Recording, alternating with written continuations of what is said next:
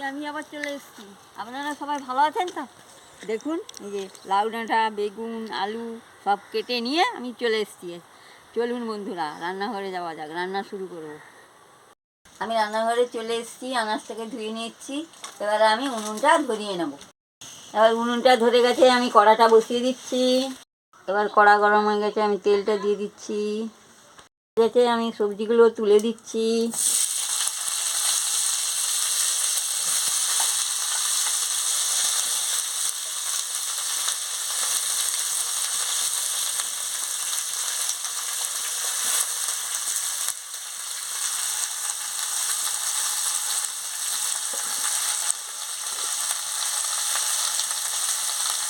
পরিমাণ মতো নুনটা দিয়ে দিচ্ছি।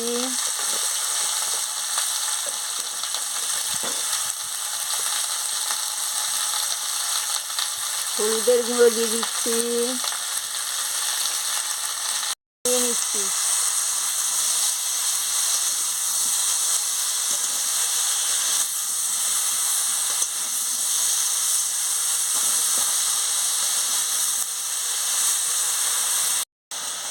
আমি আনাজটাকে ভালো করে কষিয়ে নিচ্ছি।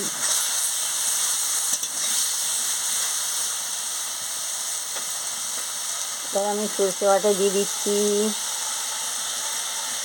সরষে বাটা দিয়ে ভালো করে আনাজের সঙ্গে কষিয়ে নিচ্ছি।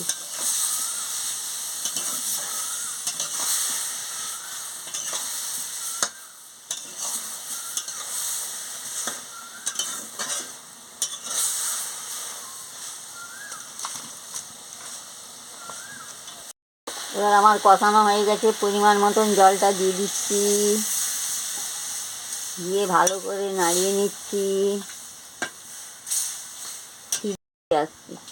দেখুন বন্ধুরা, টকবক করে ফুটছে, আনাজগুলো এই যে দেখুন সিদ্ধ হয়ে গেছে। এবার আমি নামিয়ে নিব।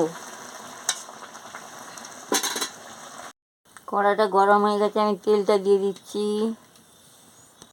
শুকনো লঙ্কা, তেজপাতা দিয়ে দিচ্ছি।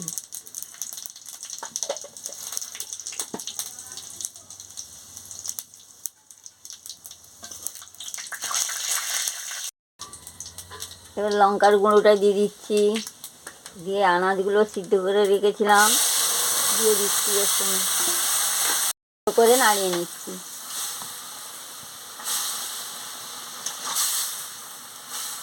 এবার আমার হয়ে গেছে, আমি নামিয়ে নিচ্ছি। এভাবে লাউ ডাঁটা দিয়ে, আলু দিয়ে, বেগুন দিয়ে, সরষে বাটা দিয়ে ঝাল রান্না করে খাবেন, খুব ভালো লাগবে। ভালো লাগলে আমাকে লাইক করবেন, শেয়ার করবেন, মেসেজে লিখে জানাবেন, সাবস্ক্রাইব করবেন, বেল আইকনটি বাজিয়ে দেবেন। আমি আবার কালকে ফিরে আসছি। রঙটা দারুণ হয়েছে, গন্ধটাও দারুণ বেরিয়েছে। আজকে তো নিরাম রেঁধেছি, পেঁয়াজ পড়েনি। আমার আজকে সোমবার, এই জন্য আমি নিরাম রেঁধেছি।